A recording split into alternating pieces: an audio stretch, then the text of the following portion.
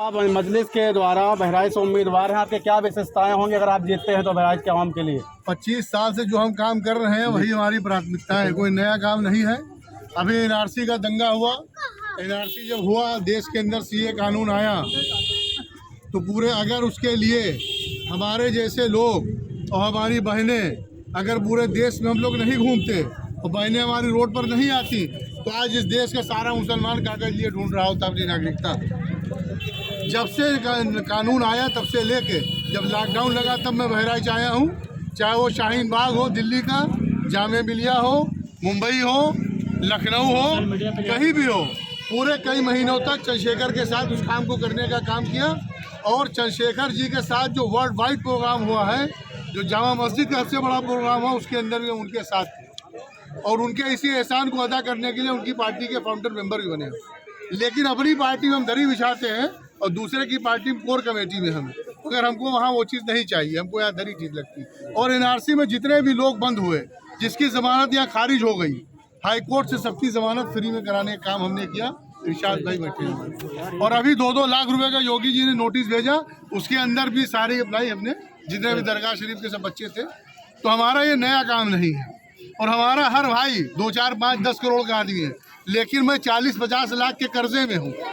इसलिए कि हम एक काम जो कर रहे हैं उस काम को करने की वजह जब सपा की सरकार बनती तो वो तबाह करते हैं। और जो काम हमारा उसके लिए पैसा चाहिए, गरीब लड़कियों की शादी का काम हमारा है। लेकिन जो काम हम आज कर रहे हैं अकेले, वो काम अगर आप हमको विधायक बना देंगे तो 5 साल के अंदर 500 गरीब बच्चों की शादी फ्री आप कास्ट करेंगे। दूसरा सवाल राशिद भाई आपसे है, बहराइच में सांसद भी हैं, विधायक भी हैं, नगर पालिका चेयरमैन और सभासद भी हैं, फिर भी जो आवाम बहराइच की हर वार्डों में नालियाँ खड़ंजा ये सब डिस्टर्ब है, बिल्कुल ख़राब है, बुरे हालात में है, खासकर बरसात में, तो इसके लिए आप क्या बदलाव करेंगे? देखिए ये सब बहुत छोटी चीज़ है, अगर हम जिंदा रहेंगे तो सड़क पर चलेंगे। आज हम दाढ़ी लगा के सफ़र नहीं कर सकते, आज निकाब पहन के औरत सफ़र नहीं कर सकती, खतरा है उसकी जान को। ये तो छोटे काम हो, तो पैसा सरकार दे ही रही 5 करोड़ रुपया, लेकिन वो बेईमान है, पैसा खा जाते हैं। जैसे जो मुसलमान राजनीतिक लोग कमीशन को हलाल समझते हैं, वो हमारे नज़दीक हराम है।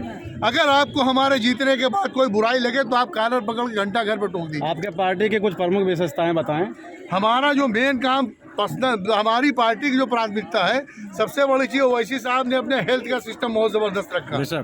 बहुत बड़ा मेडिकल कॉलेज बनाया जहाँ पर मुसलमान गैर मुस्लिम सब बहुत कम पैसे में फ़ायदा उठाते हैं। तमाम स्कूल खोले जहाँ गरीब बच्चे फ्री पढ़ते हैं। हमारी खुद की बीवी जो मुसलमान बच्चों को फ्री पढ़ाती है और हम खुद गरीब लड़कियों की शादी करवाते हैं। उसके अलावा जो भी सबसे बड़ा काम हमारा ये है, जो गरीब का बच्चा है, जो मिडिल क्लास का बच्चा है, बड़े लोगों के लिए नेता है। गरीब आदमी को अगर सलाम करना हो तुम्हारे नेता को, तो लखनऊ तक जाने के बाद सलाम नहीं कर सकते हो, क्योंकि मिलने के लिए दलाली चाहिए, किसी का पैर छूना पड़ेगा।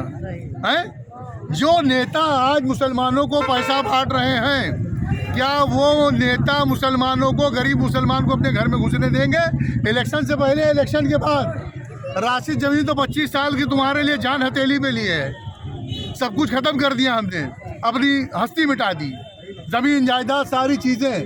लेकिन मैं हर जगह आपके लिए खड़ा हूँ। और ये इलेक्शन जो मैं लड़ रहा हूँ, मैं इसलिए नहीं लड़ रहा हूँ कि आप विधायक में तो डकैती डालना है या मुसलमानों से गुंडाई करना है। हमारा अगर आपने हमको जिता दिया तो आपके जो बच्चों का मामला है, सबसे बड़ा मसला शिक्षा का है। तो जो बच्चे पढ़ सकते हैं लेकिन वो कोटा नहीं जा सकते, वो इलाहाबाद कोचिंग नहीं कर सकते, लखनऊ नहीं कर सकते, यहाँ तक कि बहराइच में भी नहीं, तो उनके लिए सारी चीज़ों को बहराइच में लाकर रख दूंगा इंशाल्लाह। और सबसे बड़ी चीज़, जैसे रिक्शा चल रहा है, ई रिक्शा, अभी ई रिक्शे वालों को जब जिघा ऊपर गया नाथपारा स्टैंड, यादव लोगों ने बहुत मारा, ईदगाह में घुस गया, औरतों को घर में मुसलमानों को मारा। एक साहब फातिया पढ़ रहे थे, उनका सर फोड़ दिया सिर्फ मुसलमान होने के नाते। राशिद भाई बहुत बड़ी बात है। यादव ताकत में क्यों है? समाजवादी पार्टी की वजह से। जब उनके खिलाफ जिन लोग मारे गए, उनके खिलाफ समाजवादी पार्टी के जिला अध्यक्ष ने 307 का मुकदमा करवा दिया। जब उनकी हम मदद करने गए, हमको कोई पूछने नहीं आया। हमने कहा हम आए हैं, पैसा मैं लगाऊंगा, यादव से लड़ाई मैं लड़ूंगा, पुलिस से लड़ाई मैं लड़ूंगा। आपको सच बोलना है, ऐसा ना हो यासिर साहब मन्नान बुलाओगे, कहा हमने साथ कुछ हुए नहीं किया है। कहीं हम लोग बोलेंगे, जब हमने पैसा खर्च किया, FIR की कापी निकलवाई और उनसे आधार मांगे एप्लीकेशन देने के लिए, तो यही जो आज तुम्हारे वो मुसलमान मन की वोट मांगने आने वाले हैं, उन लोगों ने उनको डराया, राशिद जमील के पास गए तो तुम्हारे पर 4 मुकदमा और लगवा देंगे, और वो लोग डर के मारे हमसे मदद नहीं ले पाए। उसके अलावा जो लोग भाग गए थे लखनऊ, उनको हमने कहा मैं जिंदा हूँ, तुमको पुलिस हाथ नहीं लगा सकती और मुकदमा वापस लेना पड़ेगा। तो मैं जो काम कर रहा हूँ, आपकी जहाँ ज़रूरत होती है, हम बिना बताए हमने 25, 30, 40 जो भी लोगों की जमानत फ्री करें। मैं किसी से मिलने नहीं गया, हमको उसका सिला आपसे नहीं चाहिए, वो अल्लाह देंगे, इसलिए कि मैं इलेक्शन के लिए कोई काम नहीं करता हूँ। धन्यवाद आपका, आपने अपनी बाइट्स दी और उम्मीद बंद कर। राशिद भाई, हम आपसे एक सवाल पूछना चाहते हैं। आज बहुत सारी पार्टियां उत्तर प्रदेश में चुनाव लड़ रही हैं, मगर आपकी पार्टी भी यहाँ काफ़ी लंबे समय से इधर गिराव बढ़ा रही है। हमारा मानना यह है कि सभी जातियों के जो जातिगत लोग हैं वो ये कह रहे हैं कि हम अपनी पार्टियों को वोट देंगे। तो आपकी पार्टी में आपका मुस्लिम समाज जो 286 विधानसभा बहराइच है, इसमें आपकी समाज का कितना मूल वोट है जिसको आप ले पाएंगे?